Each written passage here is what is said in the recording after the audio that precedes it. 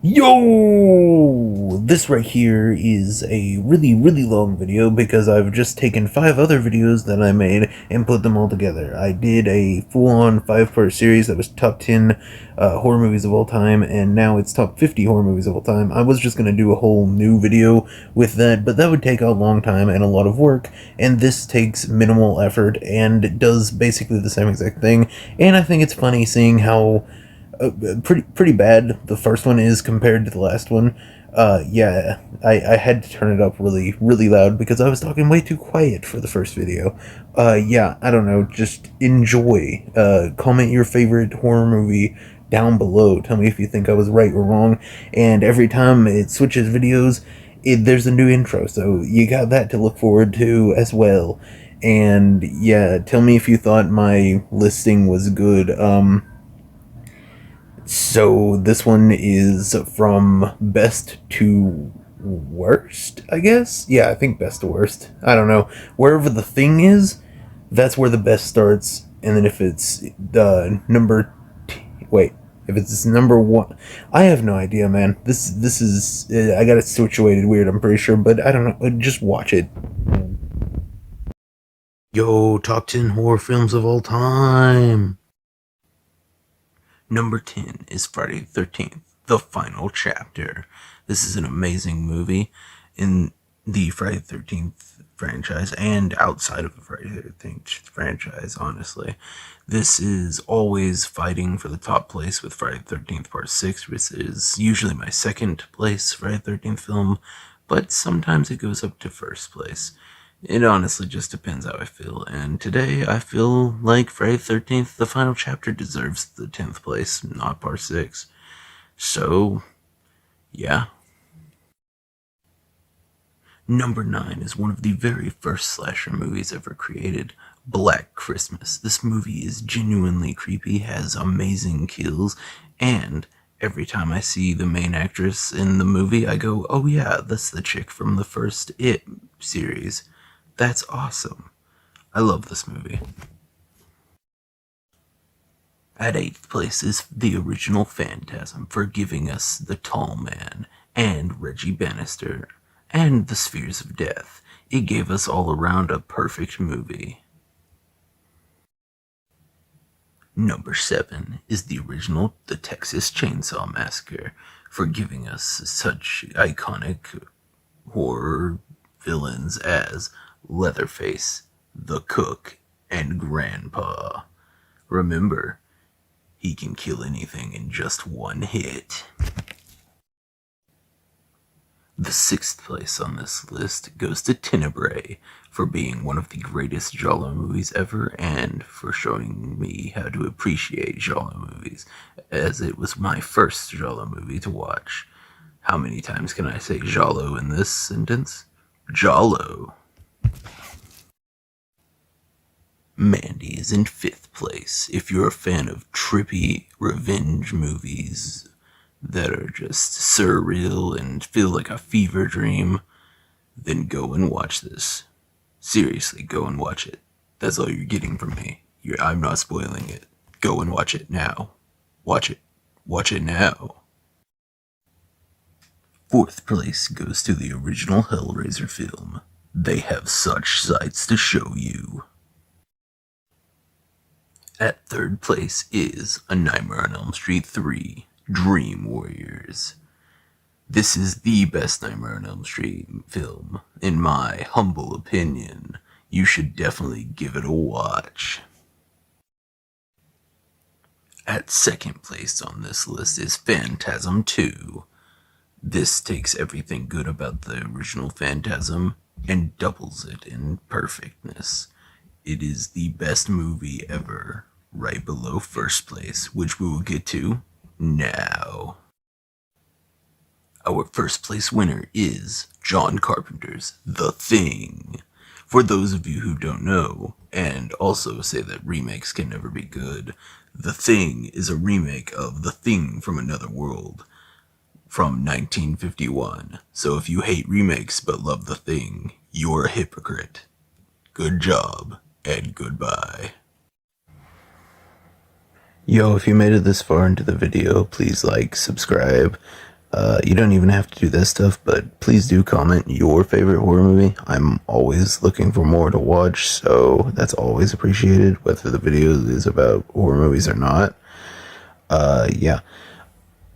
If you made it this far in the video, you are also amazing.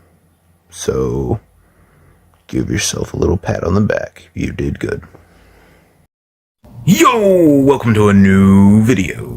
Today's video is one that I've been wanting to make for a while, but then kind of forgot, and then asked everyone on the poll, and no one voted. Like, a few people voted for it, but not very many. So I just went ahead and did the top 5 anime of all time, part 3, instead of this. But this is, well, a little bit of a backstory. The top 10 horror movies of all time was my first, like, actual video, well, one of the first videos with me actually talking in it. I think top 10 bands came out before that. Ugh, I burped. I don't even know if anyone could hear it, but it's good knowledge for all of you. Yeah, so that came out, was one of my first videos where I actually talked. Fun fact, I did not like talking on camera, like, at all. I couldn't even do it, even with no one like seeing me at first whenever I first started this, but yeah, this is the part 2 to that. I've been wanting to do it for a while. I haven't watched that part 1 in a while, so I might go back and watch that and redo it if it's not up to my quality of video that I make.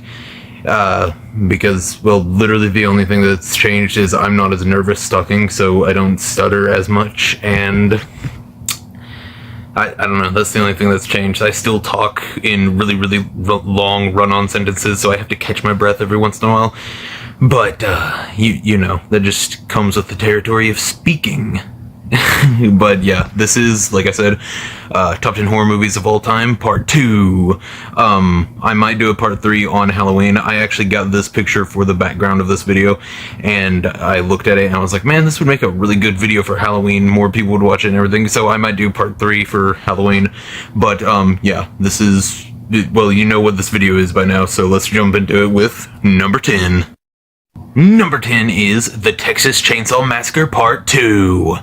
Yeah, this movie is a really fun horror comedy, a lot more dark comedy than in the first one. Now, the director, Tobe Hooper, the director of the first one, always said that it was supposed to have a few, like, dark humor type of bits to it, even though that's, like, one of the just most straight-up horror film I've ever seen. Like, there's nothing funny except Franklin, I guess, but he's more annoying than funny.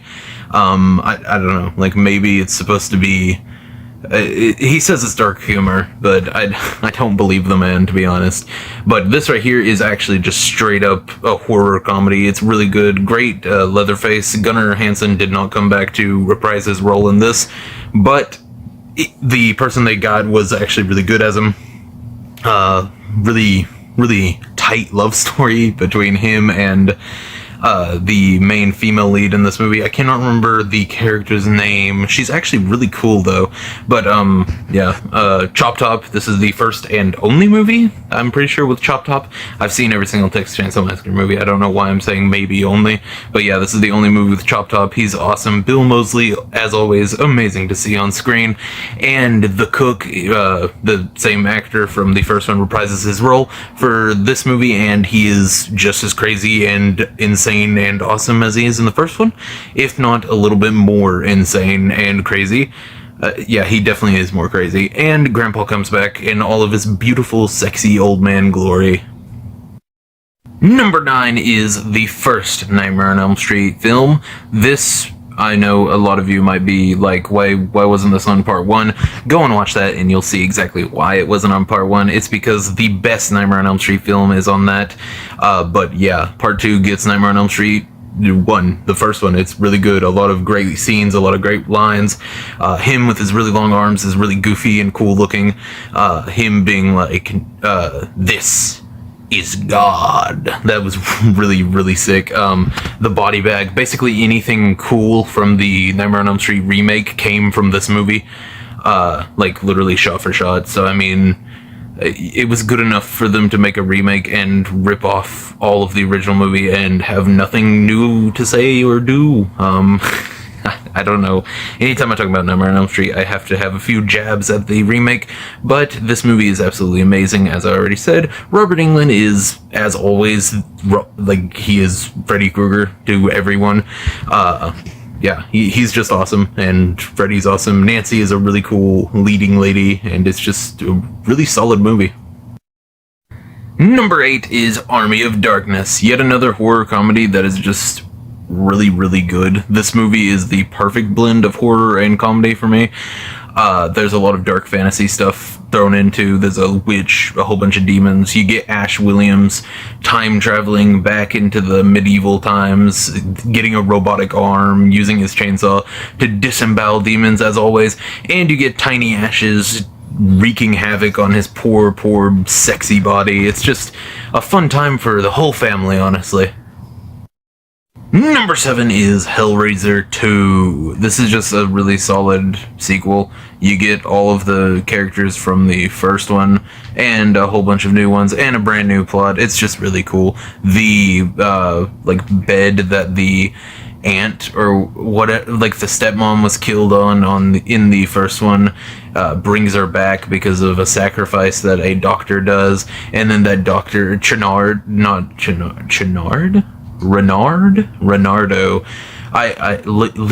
DiCaprio. I'm fairly certain it's Dr. Leonardo DiCaprio. He comes back as a Cenobite because he gets turned in one of the things that's in the labyrinth. And them showing the labyrinth in this movie is actually really cool because in the first one it was like left up to your imagination. Like all they showed of it was a hallway, and then Nancy got is it Nancy in this movie? I cannot remember her name. It's not Nancy. I was talking about Nightmare on Elm Street for too long. I cannot remember her name. Kirsty. There we go. It's Kirsty. I remember. But yeah, this is just an extremely solid sequel that builds upon the lore very well.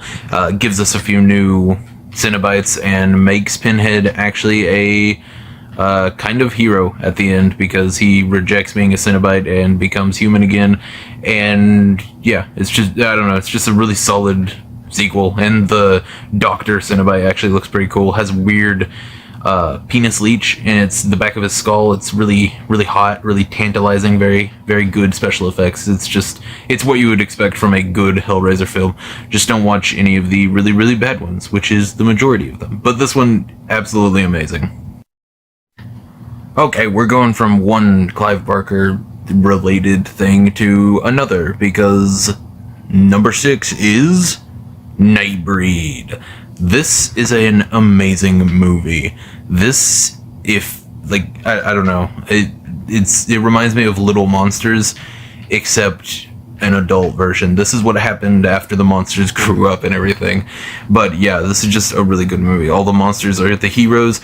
The psychologist that is supposed to be a trusted trusted psychologist ends up being the actual bad guy, and yeah, they all turn against the monsters who literally just want to live in peace. It reminds me of X-Men, kind of, except cooler, because Baphomet is a cool little monster god, and this is just really cool. And if you haven't read Cabal, you should read that. That's what this is based off of. And if you read Hellbound Heart, you should read that. That's what Hellraiser is based off of. Just basically what I'm saying is this is an amazing movie with some really cool characters, and Decker's mask is one of the coolest things ever. Look at those button eyes and the zipper mouth. It just looks so cool. And it's got some really good monster fights, a huge war between humans and monsters, and like a militia from this small town versus a whole bunch of cool looking monsters. Peliquin is one of the coolest ones, the one with the flesh dreads, I guess is the best way to say what that is. But yeah, this is just a really cool horror, action, suspense, drama movie. It's awesome, man. The number 5 spot goes to Friday the 13th, Part 6, Jason Lives. This is the first Friday the 13th movie where Jason goes full on supernatural, just as being a zombie. This is my favorite version of Jason, favorite version of Tommy Jarvis. If you don't know who that is, he comes from Part 4, 5, and 6. He has a whole trilogy of movies. This and 4 are actually kind of tied for my number 1 spot, depending on what day you ask me, for like the Friday the 13th entire franchise. It'll either be like top place will either be Part 6 or Part 4. But yeah, Part 6 is absolutely amazing. It has everything you would want from a Friday the 13th movie except like nudity, which is weird because it's like, I don't know, this is definitely the most tame like Friday the 13th movie whenever it comes to blood, gore, and nudity and stuff like that. Like, there's no nudity, there's barely any gore, but it also has the coolest version of Jason. I meant Jason, but you know what I meant. Coolest version of Jason, best Tommy Jarvis ever in this movie. This is just a really amazing movie, even though it's pretty tame, and I don't even know why it's tame. I'm guessing it's because, like, the rating system and everything, but I don't know, man. This is just a really good Friday the 13th movie, and a really good movie in general. If you haven't seen this one, you should definitely go and watch it, and maybe you can see how like different this is from the second one, where Jason was just a hillbilly, and now he's literally a Frankenstein monster type of like zombie that got stabbed to the chest and then lightning hit him and he came back to life. It's just a really cool transformation for him, and goes full supernatural, which it was kind of doing with 4, and then 5 had the possibility of doing it, but it ended up being Roy disguised as Jason, which wasn't that horrible of a twist, but you know what I'm saying. This is just cool. This is just as cool as a Friday the 13th movie could be, I think. But yeah, and Alice Cooper made that awesome song for it, the man behind the mask. That song, really, really good. Child's Play 2 gets the number 4 spot, and this is probably my favorite Child's Play movie in general. Like, even counting everything that's come out of Child's Play, like even the series and stuff, I'd say this is probably like the top of how good Child's Play is and how good it can be. This is just a really good movie. It is Andy again from the first movie, and he has been adopted, and Chucky isn't done coming after him, and that's basically it. Brad Dourif is amazing as Chucky, as always. Them trying to recast him in the remake was the dumbest thing ever, because it's kind of like what I said with the Nightmare on Elm Street remake thing, where Robert Englund is Freddy. Well, Brad Dourif is Chucky, like, to everyone. This is the only voice they ever use, except for that one movie where I'm pretty sure Mark Hamill plays him. But, I mean, he should just stick to Joker and characters that nobody has a huge attachment to, because he sounds like Joker every time he does anything. So, I don't know why they didn't just use Brad Dourif for it, unless, I don't know, man. Maybe they wanted it to fail. But yeah, Child's Play 2 is by far like the best one. The whole thing with him getting melted at the end is really cool. It's just a really cool movie. And the last set piece with the not Child's Play, but the Good Guy Doll Factory is a really cool set piece.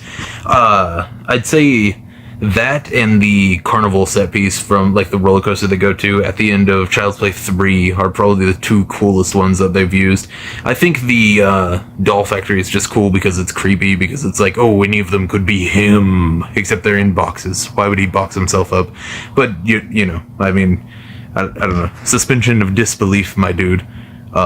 Yeah, this is just a really good movie. Just like I'm not trying to trash on any other Child's Play movies or Chucky movies, other than the remake. That I watched that once and it was just not good. But yeah, all the other Child's Play and Chucky movies are good, though. You should definitely go and watch those, and the series. The series is sick.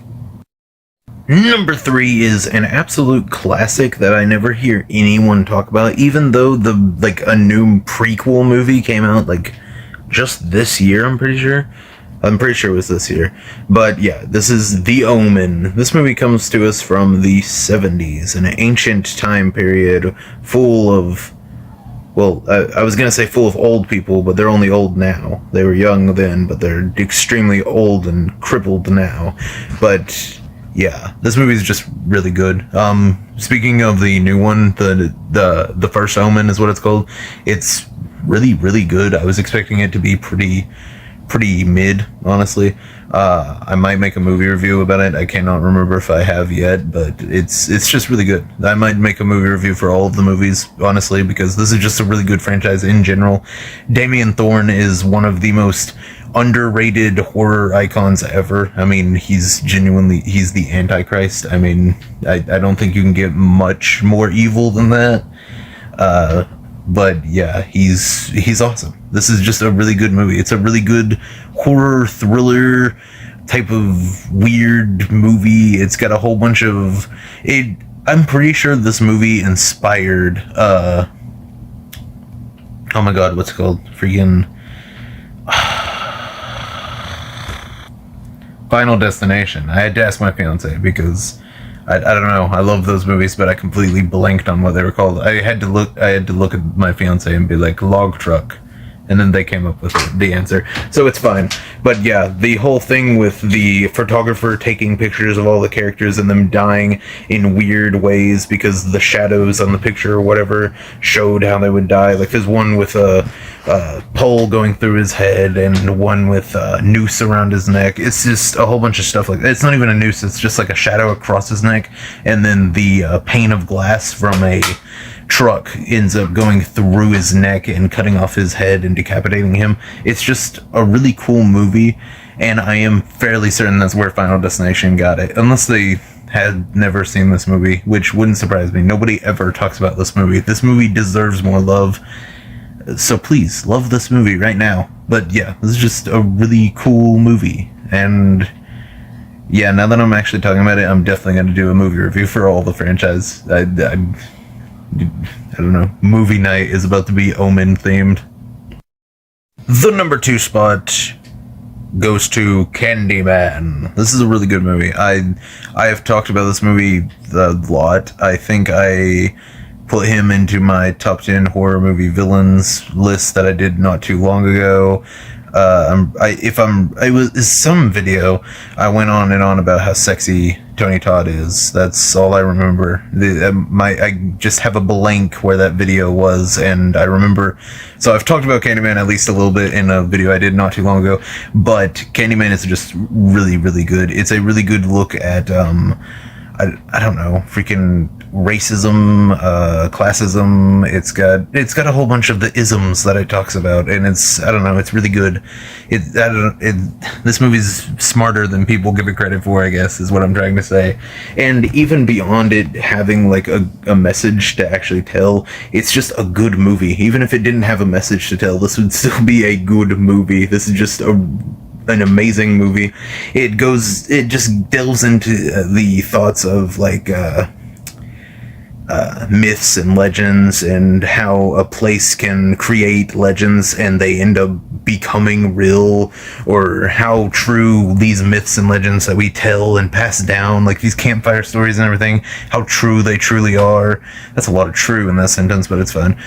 Just stuff like that, and it's just a really good movie, and it touches on subjects that not a lot of other movies do, and this is another one that is based off of a Clive Barker book. So I mean, I don't know, if you've been watching this channel for a while, you probably know I absolutely adore Clive Barker and basically everything he makes. I mean, who wouldn't? He's made all of these amazing stories that made these movies, and directed the first Hellraiser and Nightbreed. Okay, I can't go on a tangent about how cool Clive Barker is. I need to stick to how sexy Tony Todd is right now. But yeah, this movie is just amazing. Tony Todd, I am going to go on a tangent about him really fast. Tony Todd plays Candyman perfectly. His voice is amazing.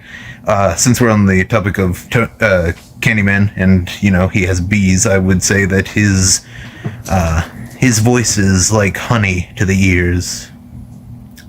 Yeah, bee joke. Booyah. But yeah, Candyman is a really good movie. Number 1 goes to a film that not too long ago, like a year or two, I would have said is an extremely underrated film, but now it actually has its hardcore lovers. Wait, that's hardcore lover, that's not right. It's medium core enjoyers. Yeah, that's a less weird way of saying that. It's definitely not a normal way of saying it, but it's less weird than hardcore lover. It's a good movie, is what I'm saying, and it actually has a decent amount of fans now. This movie came out, well, I'm talking about Halloween 3. I don't know why I haven't said that yet. I know it's behind me on the screen, but for any blind viewers, there you go. I'm talking about Halloween 3. Halloween 3 is a really good movie, and nobody liked it whenever it first came out, and I understand why. If they would have just called this movie Season of the Witch instead of Halloween 3 Season of the Witch, it would have been way better received. It has Tom Atkins. I mean, I don't want to go on another tangent about how sexy a man is, but Tom Atkins is one beast of a man, okay? Up there with, I don't know, who are my favorite actors? Freaking Nicolas Cage, John Saxon, and Tom Atkins are probably my top 3 actors of all time. For some reason, I just love those 3. They're awesome. But yeah, Tom Atkins is amazing in this, as always. He's amazing in all of his movies. If you haven't seen any of the other movies he's been in, check out Night of the Freaks. That's actually a really good movie. But this is also a very good movie, and I'm going to try not to go on any more tangents. Halloween 3 is not a actual Halloween movie. It's John Carpenter wanted to start an anthology series type of Halloween movies, which would have been sick, I think. But they forced him to make a Halloween 2 starring Jamie Lee Curtis and Michael Myers again, even though he really didn't want to. He wanted to go straight into the anthology stuff, but he went ahead and did it because, you know, he had to do it so that he could make this. And then he made that. Everyone loved Michael even more. And yeah, this movie did not get a lot of love because they basically used the Halloween name, which had been propped up as Michael Myers' story, to make this movie do better, is what it looked like, at least, and it kind of still looks like it. But I don't know, if they would have just gone straight into the anthology movie type of stuff, everyone would have absolutely adored it, I think. And people absolutely adore it now because we've gotten enough horrible stuff with Michael Myers that we know that this is better than most of it. I mean, I don't want to trash on the Halloween franchise too much, but 1 and 2 are peak, and most of what we got after that is just mid. I think Halloween 4 is the best one we ever got, and this right here is just, I don't even count it as a Halloween movie, to be honest. It's just a really amazing movie in general. Like, I mean, I genuinely think they should have just called it Season of the Witch and everybody would have absolutely loved it. Yeah, I mean, seriously, I see more Silver Shamrock like merchandise and the merchandise with the masks than I do for actual Michael Myers. Okay, that's a lie. Obviously, there's more merchandise for Michael Myers and stuff, but if you go into Spirit Halloween or something, there's like a huge aisle of this stuff from Season of the Witch, and then there's a separate one for Michael. So obviously this one is just as important to the cool fans, the non-loser fans, as Michael Myers is. But I don't know, this movie is just, it's still weirdly hated by a lot of people just because it doesn't have Michael, but I'm glad more people have come to see how beautiful and just perfectly 80s this movie is. It's so cool. It's like a weird witch, like, conspiracy going on, and Tom Atkins having to come in like a 80s hero to save the day, and it's just really cool. And it does not end with a happy ending. If you haven't seen it, spoilers for the very end, I guess, since I'm finally talking about the actual plot of the movie and not just going on and on about how cool this movie is. Yeah, Tom Atkins tells them to turn off the channel because the TV was going to play a trailer or commercial. Jesus, trailer, ad, commercial. They all sound so similar nowadays. I don't know, but it was a commercial for Silver Shamrock, and as soon as it played, all of the children wearing the mask would have been eaten by bugs inside of the mask. He gets one of the TV broadcasts to turn it off, and all of the other ones keep playing it. and he screams no, and he just goes, turn it off, turn it off. It's really good ending. It's just him screaming into the camera, and us knowing that a whole bunch of kids just got by witch shenanigans, witchery, if you would. But yeah, it's just a really cool movie, really weird closer to the end, because there's cyborg robots, there's everything else. It's really cool. Cyborg robots, witches, magic, Tom Atkins. What else could you ask for in a movie? If any of the movies on this list looked interesting or even a little bit interesting to you, definitely go and check them out. All these movies deserve more love. Some of them are already extremely loved, but it's always nice for them to have at least one more fan and one more person that I can bring up these movies to without being stared at like I am a freak. I deserve to be stared at like I'm a freak for other reasons, not referring to what movies I enjoy, okay? So, yeah, I don't know, spread the good word of these beautifully sexy movies. Yeah, like, subscribe, tell me what your favorite horror movie of all time is, or just one that you enjoy. I know, like, people like my fiance are too indecisive to decide what their favorite movie is. But, yeah, like, subscribe, comment, and see ya. Yo! I made a top 10 horror movies of all time part 2 video the other day, and I said I was going to again since it was October, and I said I would wait until October to do it, and it's October, whatever day of October it is today, and I thought I would go ahead and just make a part 3 of that. So this video is going to be top 10 horror movies of all time, part 3. Hopefully you'll find something you want to watch this Halloween, or you'll find a brand new favorite movie of all time for you. But yeah, with all of that out of the way, and you actually knowing what this video is now, I guess we can just jump right into it with number 10. Number 10 is Waxwork. This actually made my top 5 horror movies for you to watch this Halloween. If you want to go check out that movie, definitely go check it out. I think this is the only one that made it onto that list that isn't, on this list. But yeah, Waxwork is really good. It's just people go to this wax museum. It's free. They go in, and if you walk into the wax setups or whatever, it takes you into whatever world it is. There's vampires, zombies, werewolves, there's a witch, there's a really weird BDSM vampire. It's a cool movie, and Waxwork 2 is even cooler and a lot wackier, and it has Bruce Campbell. So I mean, Waxwork 2 is cool too, but this first one is definitely better, I think. Number 9 is The Wraith. This movie has Charlie Sheen whenever he's super young. I don't remember knowing any of the other actors, but yeah, it's basically just this dude gets murdered. Everyone thinks it's his brother that comes back, and he got murdered by like a gang or whatever, and Charlie Sheen comes back to town. Nobody knows who he is, and he is the reincarnated ghost version thing of the person that got killed. It's a cool movie. It's weird and hard to understand in some parts, but it lays it all out for you at the end and tells you what's going on. But yeah, this is just a really good movie. And if you're watching it and you find yourself really, really wanting to own the car that is in this movie, apparently it was made specifically for this movie, which is absolutely awesome. And yeah, I'm right there with you. This car looks absolutely beautiful and just so badass.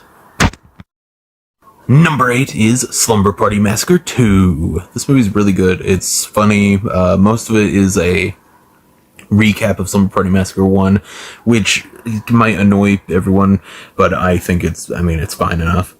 And I think the killer definitely bumps it up a lot in this. It's the Driller Killer, and he's a guitar drill using the killer. I mean, he's like a dream demon like Freddy. He has a dance sequence, which is just absolutely amazing. It's just a really, really fun movie, and it's just really, really cool, man. Look at that guitar drill. That's so awesome. The number 7 spot goes to Wishmaster. Wishmaster is a huge mashup of horror legends. We got Kane Hodder, Tony Todd, Robert Englund, the dude who plays the Wishmaster. I don't know his name. He's in the show Lost. If you like Lost, you'll probably know who he is. This is just a really, really good movie. It's got, like I said, a whole bunch of horror legends. It's a djinn, if you don't know what that is. It's a genie, but they're usually called jinn whenever they're evil. And it's basically just a monkey paw type of situation where if you say "I wish" and then whatever, he lets you have your wish. You know. In this movie, Kane Hodder is a security guard at a I can't remember what it is, but he goes. Kane Hodder goes, "You can't get past me. I wish you'd try," or something like that. And he just turns him into the door. He gets sucked into the glass, and he's just stuck there. And then he walks past him. It's such a cool movie with some really, really cool kills. And the ending is just, dude, such good practical effects. The ending is just a huge, just mashup of horrifying looking. Different special effects and everything. It's beautiful. Party of the century, honestly. Number 6 is Evil Dead 2. Evil Dead 1 is an absolutely amazing movie. They went full-on horror. It still stands up today. It's still horrifying even today. And Evil Dead 2 is the first one that they went with for more of a horror comedy thing. I think they actually got it down perfect for the horror and comedy like mashup. This is basically Evil Dead 2.0, not just 2, because it's basically the same exact movie, but going in a different direction, being a little bit funnier, dark comedy, stuff like that, and changing up the characters that's in it. It's a really good movie. It's definitely basically Evil Dead 1.5 though, if we're being honest with the plot and everything. But yeah, this is still a very good movie. Definitely watch it, especially if you like horror comedies in any way, fashion, or form. It's just an amazing horror comedy, and honestly, horror movie in general. Number 5 is yet another movie that takes place in a cabin in the woods, and it is called The Cabin in the Woods. This is an amazing movie. It has so many throwbacks to a whole bunch of different horror monsters, and some that they even created just for this. It's just so good. The eraser board with all the names of the monsters that they were betting on is a huge meme, like even outside of the horror community, but especially in the horror community. This is just an amazing movie. This seemed like the horror movie to end all horror movies just because of how perfect it is, and it brings in so many different genres, and it just deconstructs the entire slasher genre as a whole, and it's just really funny and good. It's got Chris Hemsworth in it, and I think one of his earliest roles. I don't really know. I don't really keep up with any actors, roles and stuff, but I think this is one of his earliest, and he's actually really, really good in this. He's hilarious in this movie, and his death is pretty funny. It would have been even funnier if they didn't show the eagle hit the shield in the beginning, but it's fine, whatever. But yeah, I think this movie is just so good, and the monster designs. Okay, I don't know if any of you know this about me, but I absolutely love creature design. I am a writer and kind of an artist. I like drawing and stuff, but I'm not good at it. And just creating creatures in general is one of my favorite things to do, even if it's just in my story, just like writing about them and everything. It's just so fun. And this movie blew my mind with some of the designs for these creatures. They're just so cool, and they have throwbacks to the Cenobites from Hellraiser and stuff. And if you've watched my part 1 or 2 of this series, then you probably know how I feel about Hellraiser in general.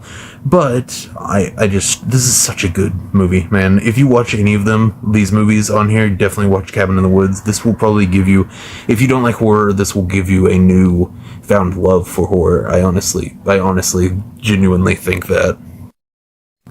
Number 4 is The Black Phone, starring Ethan Hawke. If you don't know who that is, he's from Sinister, a whole bunch of movies. Man, I don't know. I'm not going to sit here and name all of his movies, but Sinister is the main one I know him from, and this, obviously. He plays the killer, and this is just a really good movie. I'm pretty sure the book that this is based off of was written by Stephen King's son, and you can really tell that it was written in the same style of Stephen King, because it was it is basically a Stephen King movie, to be honest. It's about a kid who gets kidnapped, and then a whole bunch of ghost kids help him figure out how to, like, fight and stuff, and the killer ends up being super, super easy to kill by the end, but I mean, it's fine. But yeah, this is just a really good movie. It's just really cool. There's some psychic stuff in it, which also, that's a very Stephen King thing, especially with The Shining and everything. But yeah, it's a really good movie, man. It's really cool. I think this one is so high up on this list just because I actually watched it in theaters with my father, and it was, I don't know, it was really fun to just watch a horror movie in theaters.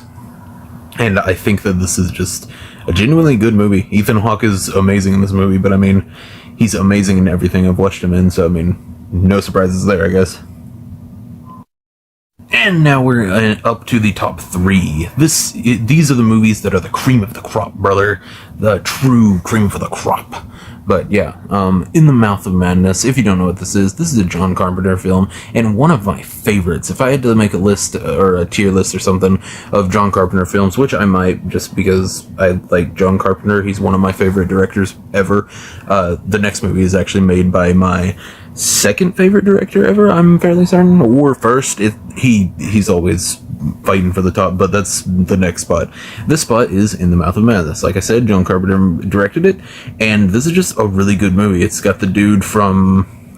What is he from? I'm pretty sure he's from Jurassic Park, is the main character, but that's besides the point. The dude is a writer. He goes to a town, and he figures out a whole bunch of weird stuff is going on, and then he eventually figures out everything he writes comes to life, and he goes insane and gets taken to an insane asylum, and since he's not writing, the end of the world has come, or something. It's a really weird movie. I honestly need to rewatch it because I can't remember it perfectly, but it is so good, man. It's just so good. I love Lovecraftian stories.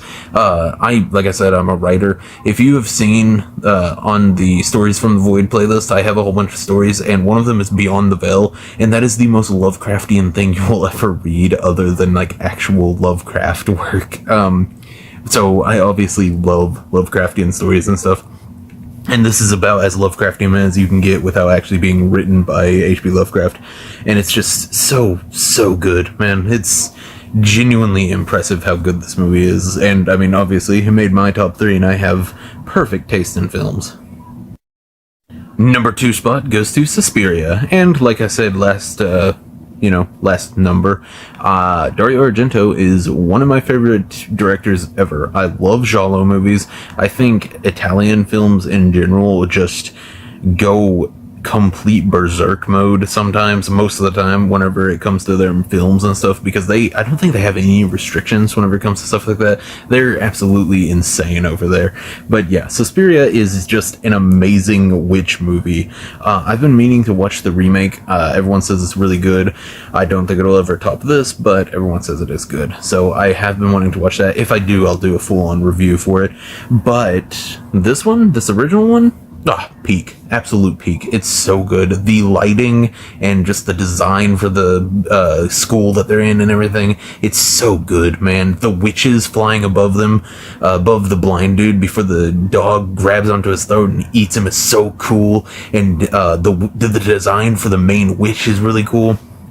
Everything about this movie is so awesome. And the first kill, oh my god, dude, peak, man. Dude, you don't understand. This is such a good movie. She gets stabbed, like cord wrapped around her throat, and then jammed through a ceiling of pane glass, and it shatters and falls, and then she falls on it. That's so cool, man. This movie is actually really good. Definitely check this out. Like, I mean, even if you don't like Italian films, like giallo films and stuff like that, check this out, please. It's like a witch film disguised as a giallo film, and it's so good. Oh my god, it's so good, man. And the number 1 spot goes to something that I think a lot of people might actually be mad about. I don't think a lot of actual like horror fanatics are going to be upset about this, but I think a lot of just casual horror fans might be, just because I feel like actual horror fanatics knows that well, I guess I should just jump into it with the first Exorcist movie is kind of overrated compared to a lot of other movies. Everyone always asks, what's your favorite horror movie and stuff, and a lot of people will just jump to Exorcist because it's like the most famous. Just because you're the most famous or influential does not mean you're the best. The Exorcist 3, I think, is a far superior film than the original Exorcist. I just love it. The only thing that I don't like about this movie is, well, the exorcism at the end. It seems like it's just ham-fisted into it. This is a better sequel to The Exorcist than Exorcist 2, I think.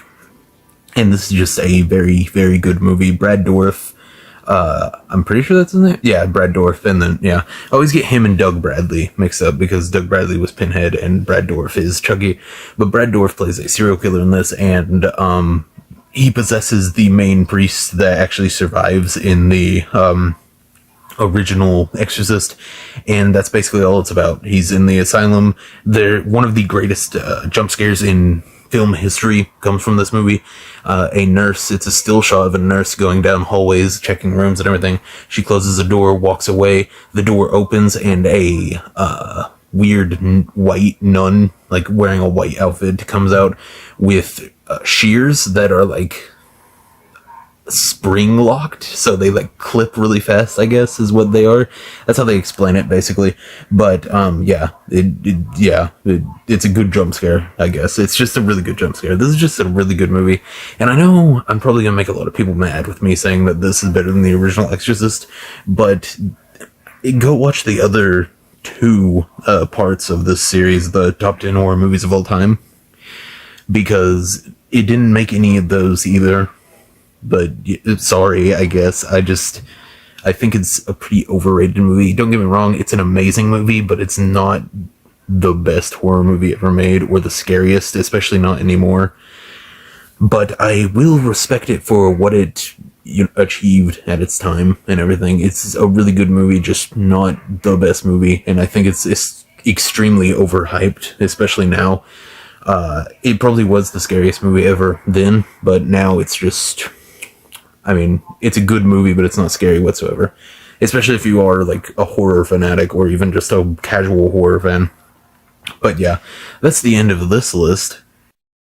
I hope you liked the video, and I genuinely hope I don't make anyone, like, super mad about the hot take on Exorcist. I don't even know if it's a hot take anymore, but, like, I don't know, that's just my opinion, and I genuinely think it's the correct opinion, just because there are objectively movies that have been made that are scarier, like objectively scarier and objectively better in the horror genre. And it's, I don't know, it just seems like it's taking away from the accomplishments of other horror filmmakers and just horror in general, and saying that that's the scariest or the best made or something. I don't know, man. But yeah, my list, I don't even know what I'm saying. My list is filled with stuff that is objectively not as good as The Exorcist, like the first movie, but I just love it. So obviously I shouldn't be speaking on what's objective or not, because a lot of my choices were probably insane to most of you whenever it comes to why I like them and stuff. But yeah, I love these movies, and I hope you'll give them a chance, at least, just to try them out. Definitely check out Cabin in the Woods if you are a horror fan, or even if you're not, because it is genuinely just a really good movie, like horror comedy. It's just really good in general. But yeah, hopefully this helps you find horror movies for you to watch during the October Halloween season. Soon, the greatest holiday ever will be back. October 31st. Yay! I'm getting ready for Halloween, man. I'm getting hyped for it too. More horror videos are to come out during the month of October and after. Obviously, I love horror. I mean, obviously. So there's going to be a part 4 to this probably sometime later this month.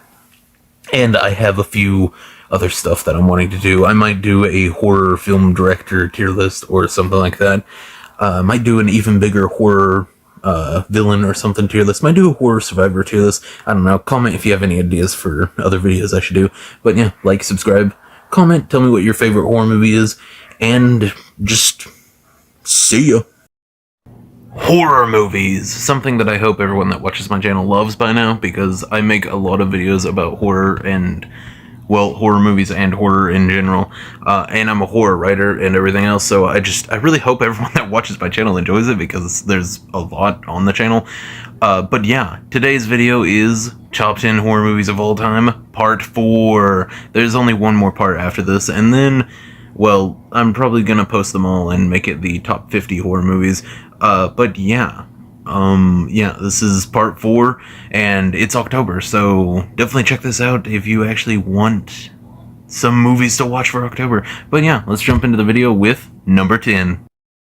Number 10 is Train to Busan. This is one of the best zombie movies I've ever seen.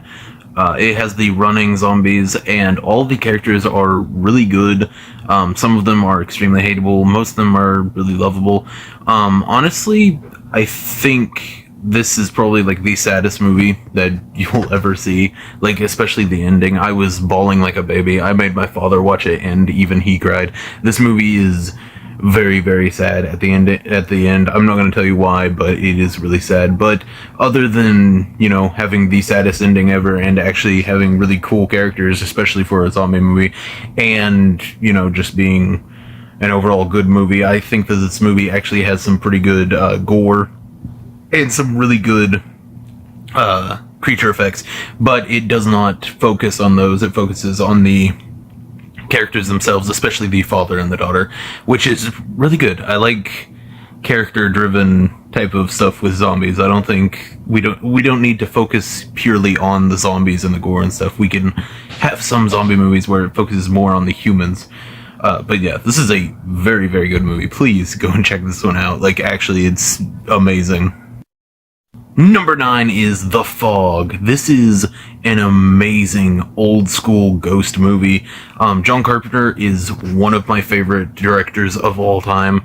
I think I've said that before. I might do a full-on like horror director tier list or something. But yeah, The Fog, one of my favorite movies from him. It's just ghost pirates that were killed by this town because they wanted their gold and everything, and then they came back 100 years later or whatever. It's got Tom Atkins and Jamie Lee Curtis, two of the greatest actors ever, like not even just in horror, but just in general. I think that this movie is amazing, especially with Tom Atkins. He is a very, very gorgeous man. I love that man. But yeah, this movie is just really, really cool, especially the ending whenever, you know, the ghosts come back and the priest is there and the cross starts glowing. It's really good. This is a very good movie. Just check this out if you want a cool throwback ghost movie. This is actually one of my favorite ghost movies. Whenever it comes to like just regular, like non-exorcism type of ghosts, like this is just a really good movie, honestly. And I mean, come on, Ghost Pirates, coolest thing I've ever heard. And the number 8 spot goes to Sleepaway Camp. Yeah, yeah, I don't know how to talk about this movie without spoiling it, so I'm just gonna go ahead and make this one short and sweet. This is an amazing camp slasher movie, reminiscent of The Burning and Friday the 13th and stuff like that. And the twist at the end is one of the coolest things ever. It comes out of literally nowhere, and they barely even try to explain it. But this is a really, really cool, just cheesy, old 80s slasher movie. I love it so much. Next up, we got Killer Clowns from Outer Space. Whenever I was a kid, I loved this movie, and absolutely no one knew what it was. I don't know. No one knew what it was, and I was like, oh, I wish more people knew what it was. And now, every time I go into Hot Topic or something, there's a Killer Clowns from Outer Space backpack, lunchbox. There's a video game now. They've been talking about making a sequel for years at this point, and I'm glad to say that, yeah, still nobody has seen the movie. Yeah, I don't know. Even with all the merchandise and everyone saying that they love it and everything, it seems like not a lot of people have actually seen this movie. They just know about it because of the video game and stuff, which, I mean, that's fine, but this is a really slept on old cheesy like horror comedy movie even now. I think the Killer Clowns from Outer Space are actually some of the coolest like creatures ever, like creature design wise and stuff. And fun fact, the trolls from Ernest Scared Stupid are like in this movie. Yeah, they use their animatronics and stuff for it, which is really cool. If you haven't seen Artist Scared Stupid, definitely go and watch that. I'm gonna make another video about 5 movies to watch this Halloween season, and I think that's like one everyone needs to watch every Halloween. But yeah, this movie, absolutely peak. I love this movie. This is such a cool movie. At the number 6 spot, we have Society. This is not a movie for everyone. I'm gonna go ahead and say that right now. This is a really weird movie about rich people and weird bug orgies. Yeah, I think that's the best way to talk about it without spoiling anything. Yeah, this movie's weird. This movie is really weird. The special effects are absolutely amazing and weird. Someone becomes a literal butthead, and it's just, God, this movie's so weird and so cool, man. Like, I don't even know how to explain it without just ruining the entire movie. But yeah, check this movie out. I'm not gonna say that much about it just because I don't want to ruin it for you. But yeah, just wait until the very end, and if you've seen this movie, comment and tell me what you think about it. And if you go and watch this after this, remember to come and tell me what you think about the very ending, because this is such a good movie, man. Number 5 is one of my favorite sci-fi movies of all time. I love this movie so much. I think that this is better than Gremlins. Everyone says that this is a Gremlins knockoff, and I think this is better than Gremlins, like by far. Critters is one of the coolest movies ever whenever it comes to the sci-fi genre. This is basically Space Gremlins, except these dudes are cooler than the Gremlins in every single way. This movie has a lot better jokes. The characters are more memorable to me, and, well, the critters are just really, really cool and cute looking. Yeah, I don't know what else to say about it. They're like little lizard dudes.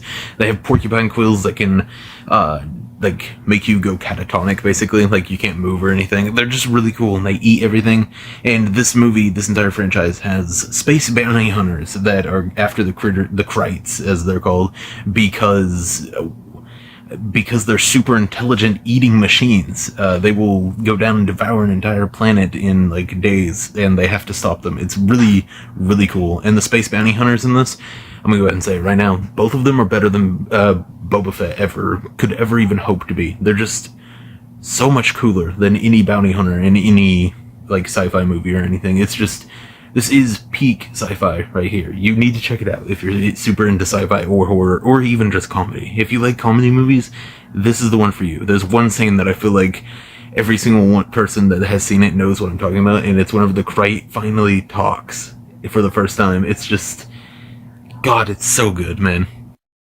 Number 4 could not go to a more deserving movie. Pumpkinhead is just a very good look into just what vengeance will do if it corrupts you, and just what you become whenever you're just vengeance filled, whenever you're out for revenge and nothing else matters.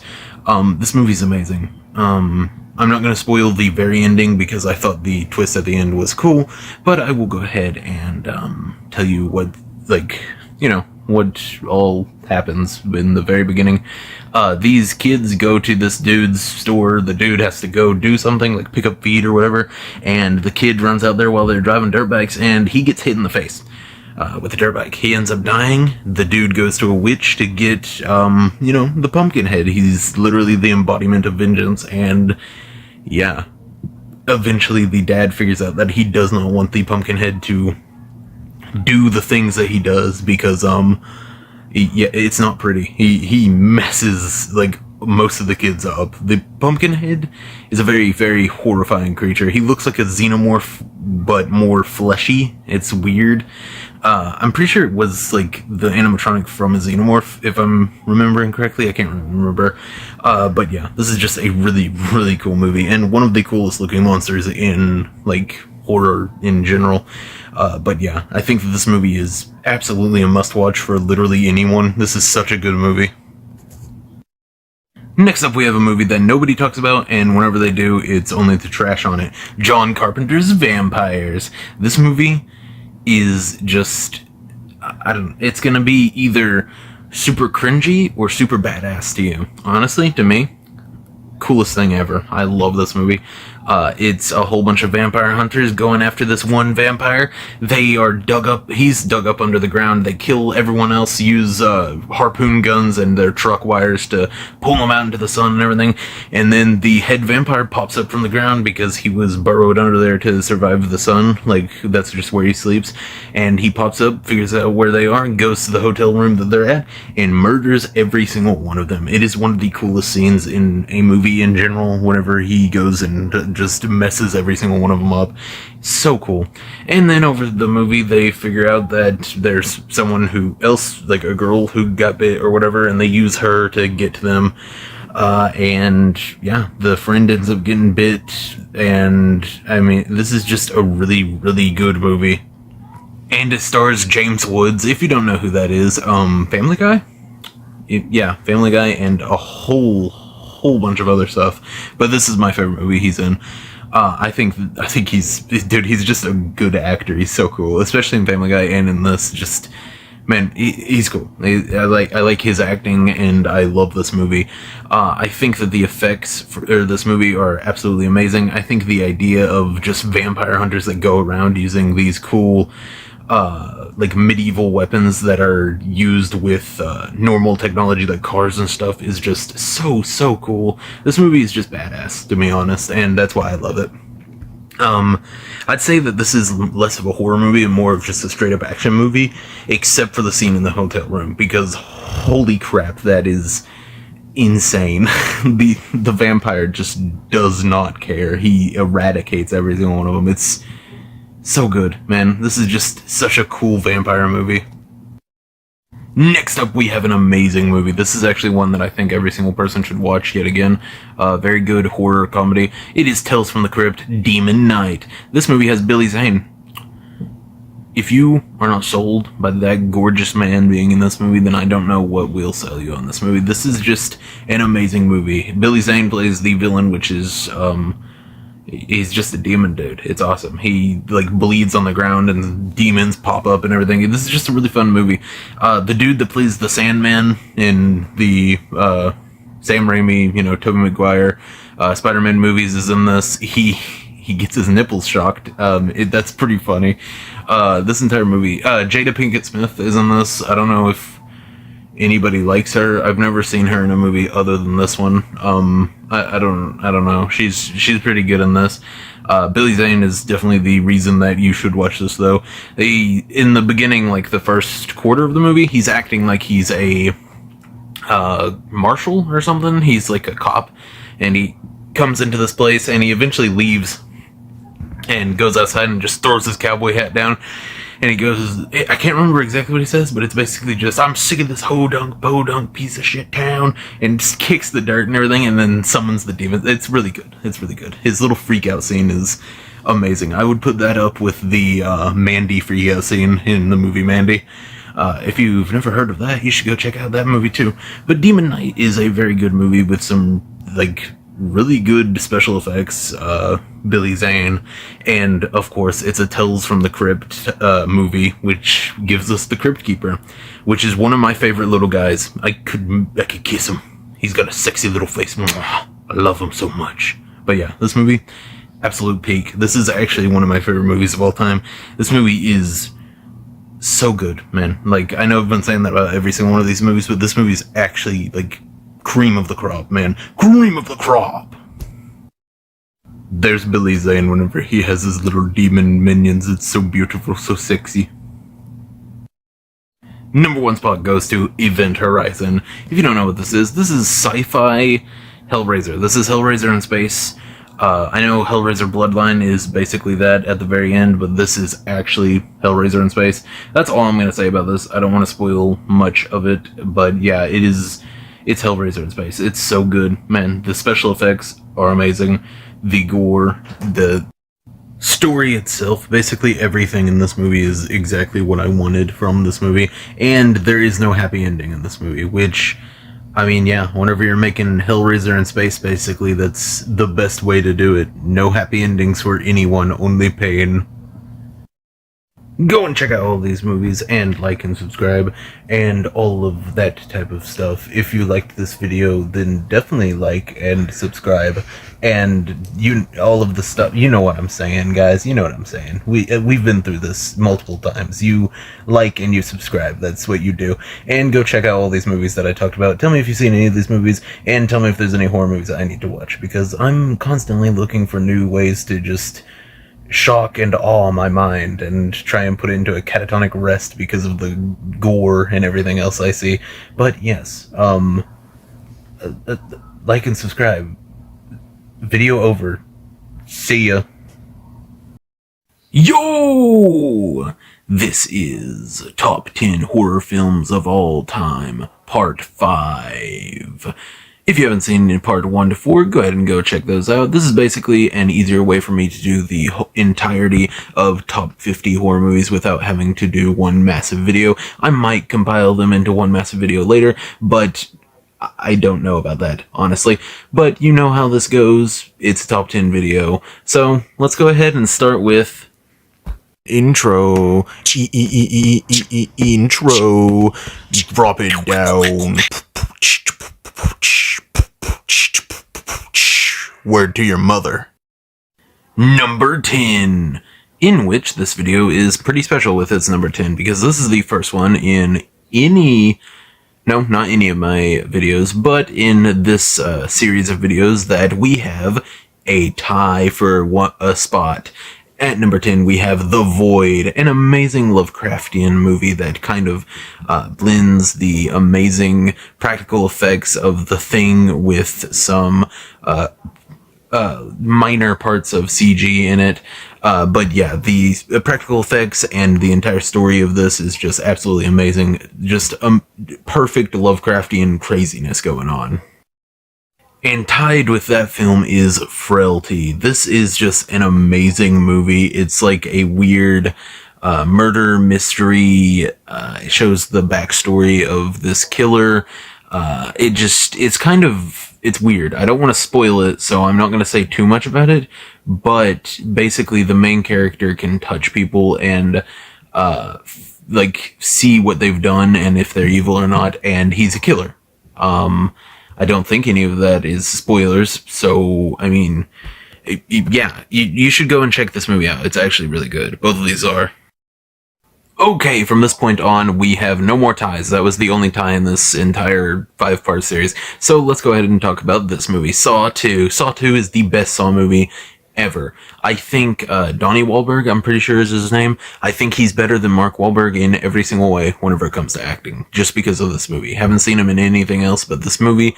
He's better than Mark Wahlberg has ever been in any role he's ever had.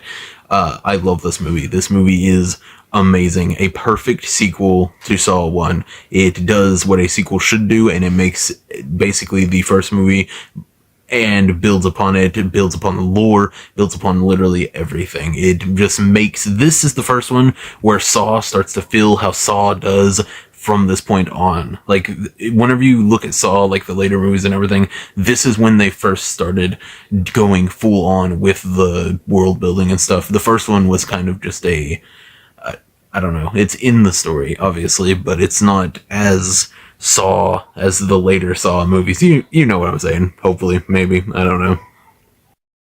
Number 8 is one of my favorite Friday the 13th movies ever, and it's Jason X. This movie is looked down upon by the majority of people because, you know, they're like, oh, whenever you send a killer to space, that's whenever it's over.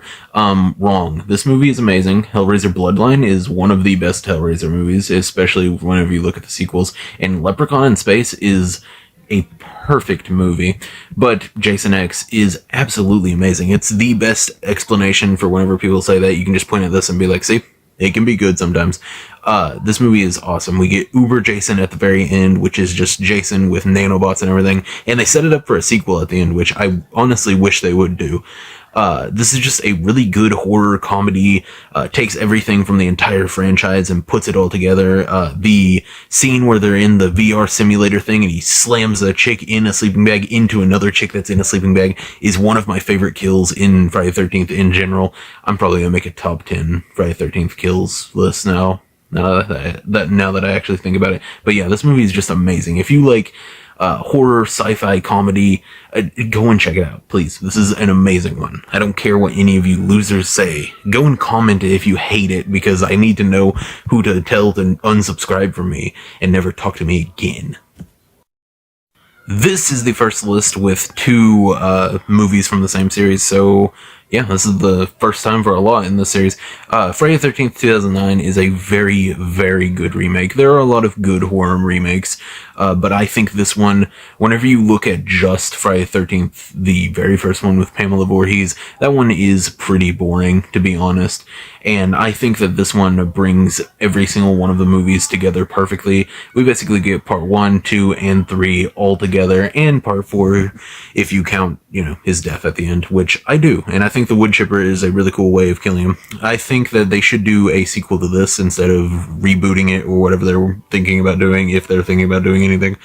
Just because I really love the Jason that they made with this, and I think that it has a lot of really iconic scenes, especially the you can't get a handle on me, and then he gets hit with the axe and the handle sticking out of him. Just an amazing movie, to be honest. It's got some really good comedic bits, got some really good horror bits. This Jason is actually just a monster, like not just an undead monster, just a monster in general. He is probably the Jason that I would least want to face, to be honest. But yeah, this is just an amazing movie. Please go and check this movie out.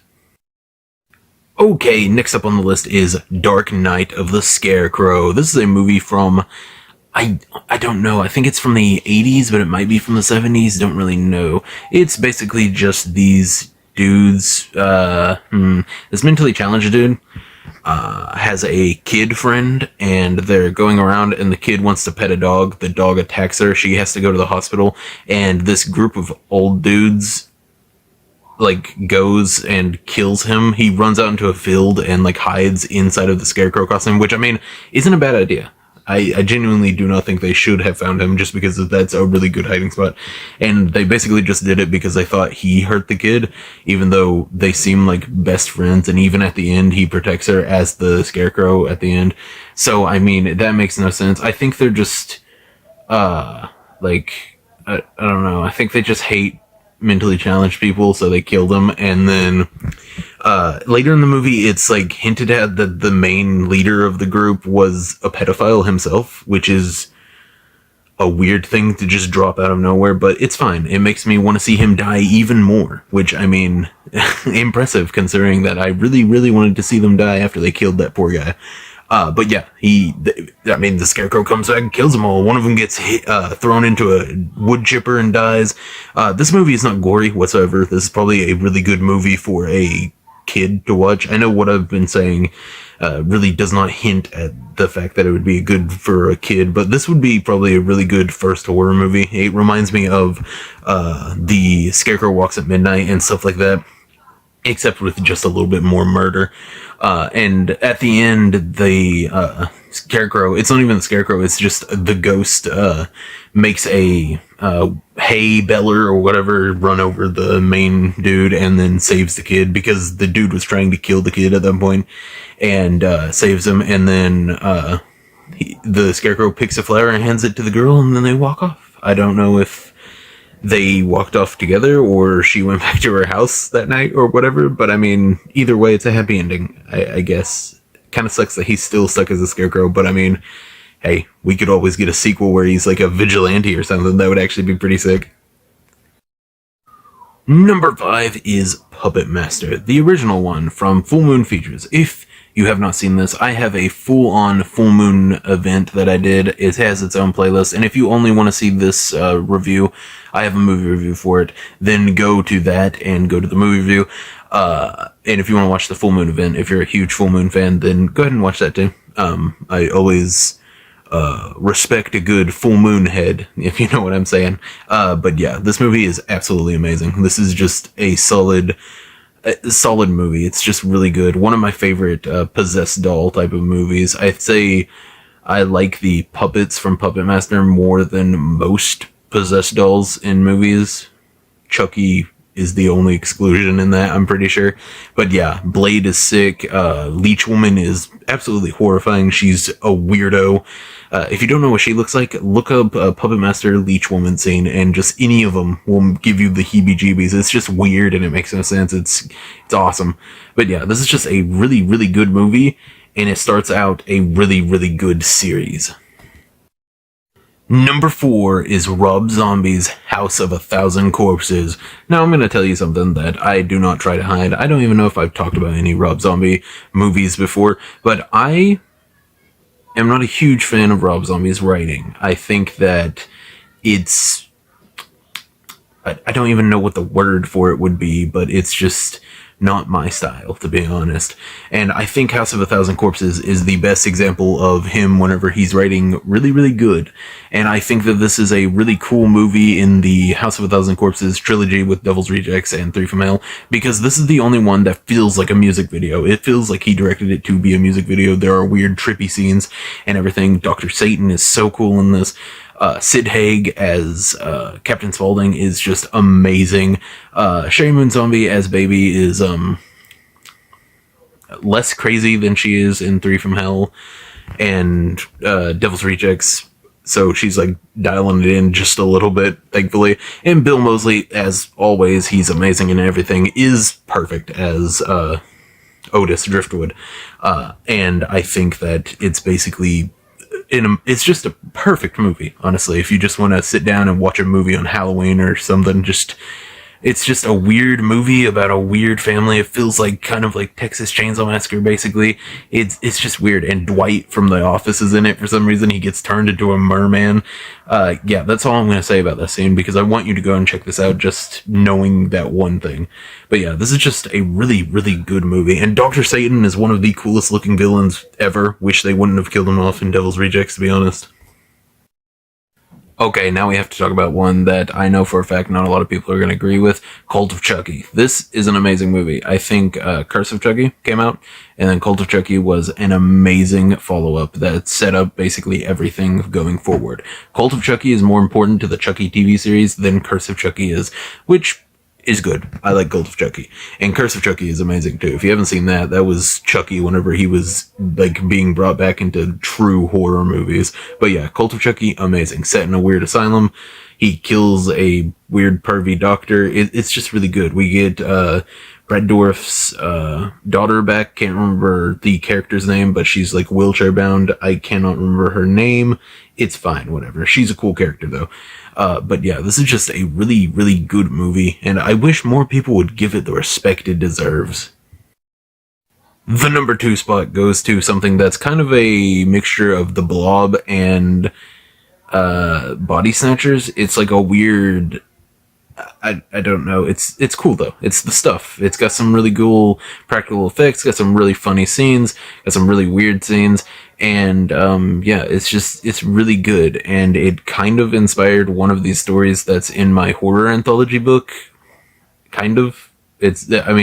My story doesn't go as crazy as the stuff does, but it's kind of inspired by it, and kind of inspired by other stuff, but you'll see if you ever read the story. But yeah, this is just a really, really good movie. It's got, I don't know, it's got weird body horror. It's got some of the coolest body horror, actually. Whenever the stuff leaves their body and everything, it leaves them messed up. Like, it kind of looks like some like practical effects from the movie The Mask or something. It's just really, really weird and cool.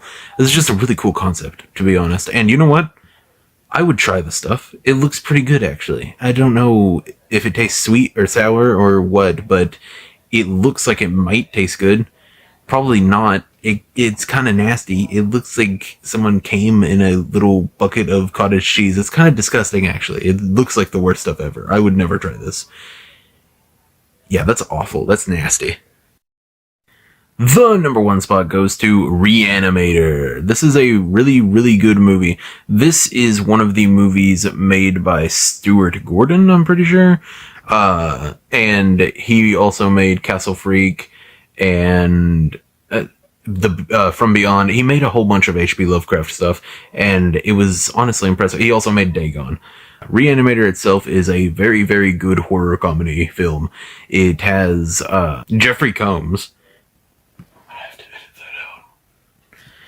And he plays Herbert West, and he's basically just this crazy dude that wants to make a serum to bring people to life.